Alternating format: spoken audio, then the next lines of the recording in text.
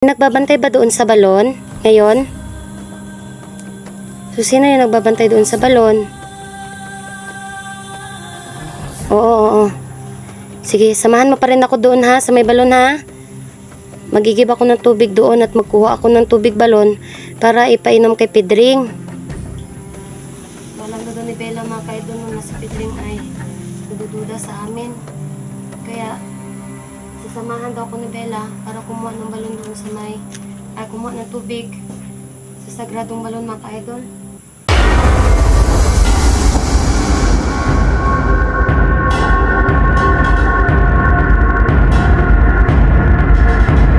Ay, isang pagpalang araw po sa lahat mga ka-idol, no? Maria Kit Adventure po, maling nagbabalik at nandito po pala ako ngayon mga ka-idol sa Sagingan, no? At papunta po ako ngayon sa may balon mga ka-idol para po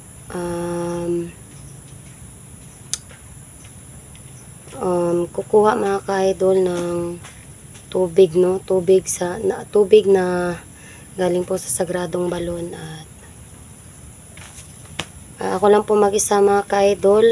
Kailangan ko po ng tubig balon para po kailangan po natin yung tubig balon dahil po kailangan po natin paliguan yung ama ni Dagol na si Pedring, no? At painumin din ng tubig balon mga ka-idol para po manumbalik yung kanyang katinuan na makilala niya ulit mga ka-idol, no? Baka mga ka-idol naorasyon na naman siya at nakuha na naman yung kanyang loob sa mga ka-idol, no? Sa manumbalik yung kanyang mga ka-idol, no? Makilala niya kami ulit sa pagbabalik namin sa explore. Magdadala kami ng damit ni Dagol para po si Pedring ay maniwala na si Dagol ay nasa amin. Yung damit din ni Dagol nasa amin mga ka-idol. Sa pamamagitan ng amoy, sabi ni Dagol ay makikilala daw ni Pedring kung sino daw nagsuot ng damit na yun, no? So baka yun din yung paraan para po si Pedring ay maniwala na si Dagol ay nasa amin at hindi pa namin maisabay sa bundok para makita ni Pedring si Dagol nakasama namin dahil po si Dagol ay may sugat sa paa. Natinik po siya mga ka-idol, no? Tulad ng sinabi ko, namamaga pa mga ka-idol at hindi pa po okay. So yun, medyo nakalimutan ko na po mga ka-idol saan yung balon dito banda. So sana ay turuan ako ni Bella kasi parang naliligaw ako kaya kailangan ko ng ruta mga ka-idol. Gusto ko rin po mga ka-idol, no, na si Pedring ay maging maayos yung kanyang pakikitungo sa amin. Na talaga siya ng kadiliman. Nadala talaga siya ng kadiliman. Ginamitan siya ng itim na mahika mga ka-idol para hindi niya makilala mga ka-idol kung sino yung gustong tumulong sa kanya. Ayaw niya pa rin sumama. Hiling ko lang sa inyo mga ka-idol, kahit ito lang po, mihingi po ako sa inyo ng tulong. Dasal po para sa Pedring ay sumama sa amin, no? May singit lang po pala ako mga ka-idol, no, bago ako magpapatuloy po sa paghanap sa balon mga ka-idol. May shoutout tayo, no? Shoutout po kay Jan Aquino, kay Ma'am Ara Carlos, kay Ma'am Sara Manlaway, kay Ma'am Nel Taiko, kay Ma'am May Santos, tsaka kay Tita Eagle, kay Ma'am Patricia Herald, kay Madam Che. So yun po mga ka-idol, sa mga solid supporters ko po, mga silent viewers. So shoutout po sa inyo lahat mga ka-idol. So ngayon po ay papatuloy ko sa paghanap sa Mahiwagang balon. Sana mapakita si Bella at ibigay niya sa akin yung daan, no, kasi naliligaw ako mga ka-idol. Ako lang po mag-isa dito na naglalakad papunta sa Mahiwagang balon. Sana walang mangyaring masama dito sa akin guys. So yun lang, samahan niyo ko, tara. So, ayun mga ka-idol. Dito ako napadpad at nakita naman na may mga dumadaan ng mga sasakyan. Naririnigin naman yan mga ka-idol. At ito, may tubig na nga dito, no? So, baka malapit na tayo sa Mahiwagang Balon mga ka-idol. Talagang binigyan ko talaga ng panahon para makadalaw dito.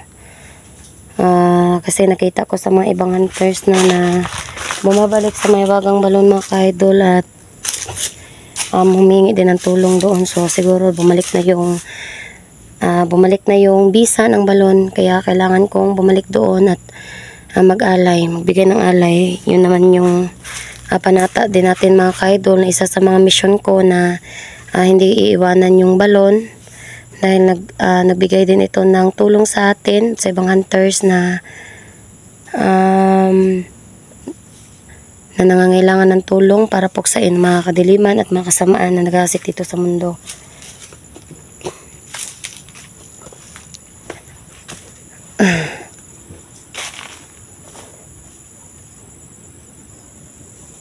Saan na balapit tong balon na to eh?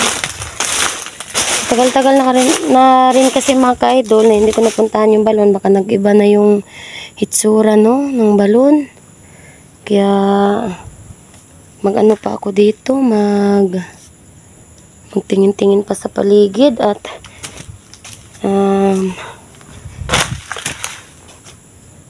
hindi pala ako sinamahan ni Kitanter mga ka-idol kasi sinabi niya sa akin na hindi naman daw delikado sa balon. At sasamahan naman ako ni Bella, kaya ako lang yung mag-isa. Sabi niya, babantayan niya daw muna si Dagol dahil yung kanyang sugat kailangang malinisan. Ikatlo, 3 times a day dapat mga ka-idol, no, malinisan at malagyan ng mga ka-idol, betadine para po yung kanyang sugat ay madali pong maano yung sugat niya. Sa sa Tagalog ng maayo mga ka-idol gumaling, madali lang gumaling. So ayan po, medyo ako dito, tagalan ako, medyo hindi ko na po talaga alam kung saan yung daan papunta sa may balon kasi matagal-tagal na rin akong hindi nakabalik dito. So delikado dito din banda mga ka-idol sa may sagingan at baka may ahas. Ayan, ay mga saging tayong nakikita, no, mga saging na natutumba. Ayan, at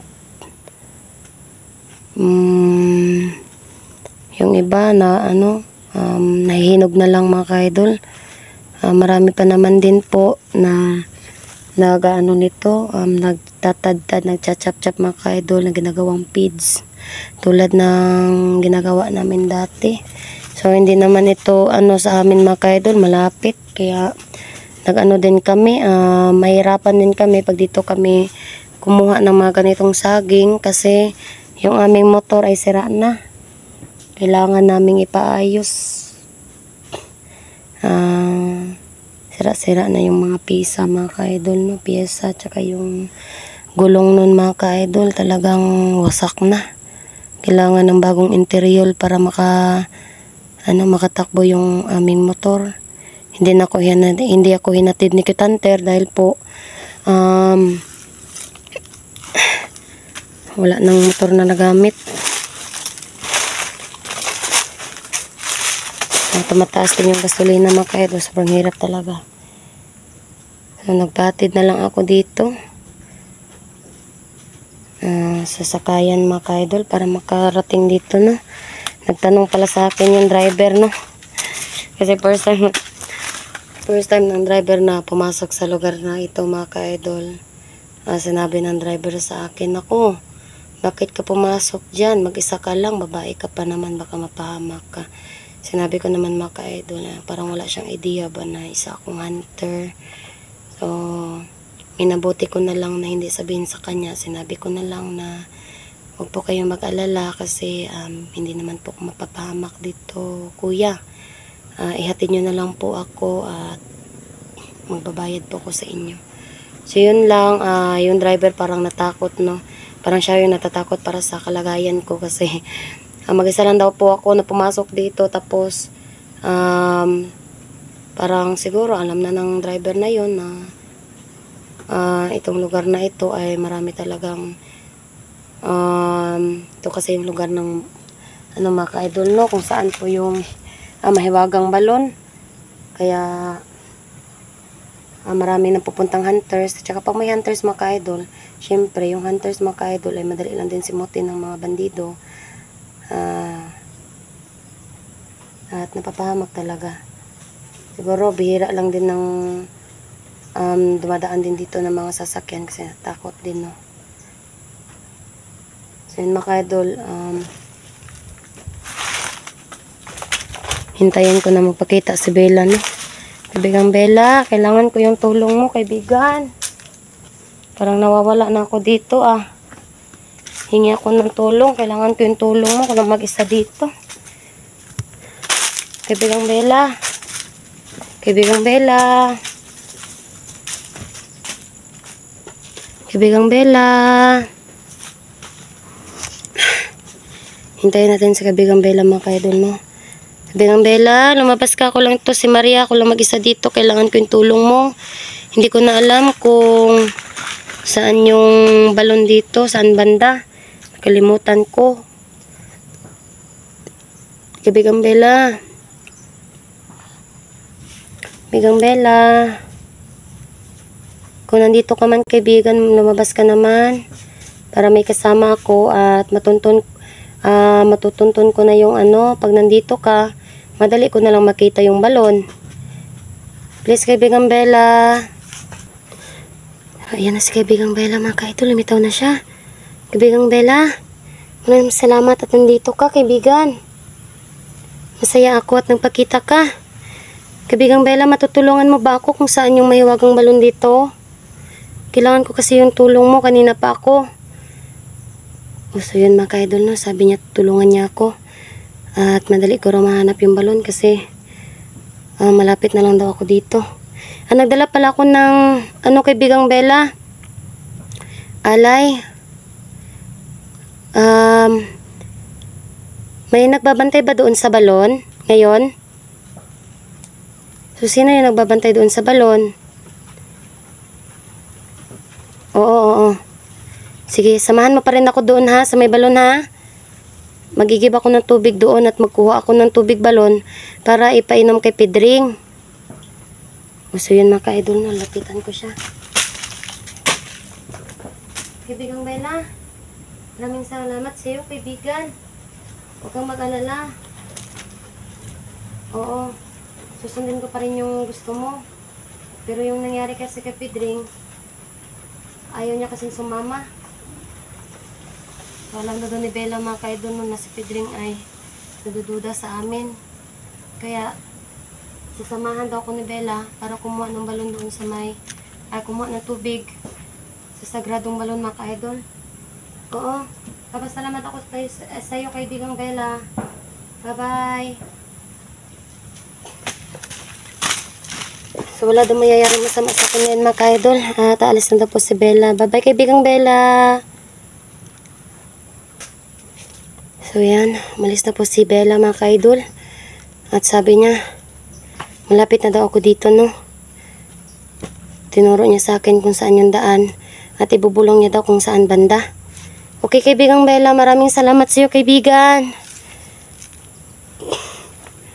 So sa ngayon mga ka-idol, ay pupuntahan ko na yung balon. Oo Bella, oo. Salamat kaibigan. Dito ba? Okay. So tutungo daw ako dito banda mga ka-idol at malapit na daw ako sa may balon. Oo. Sige, susundan ko yung sinasabi mo kaibigan.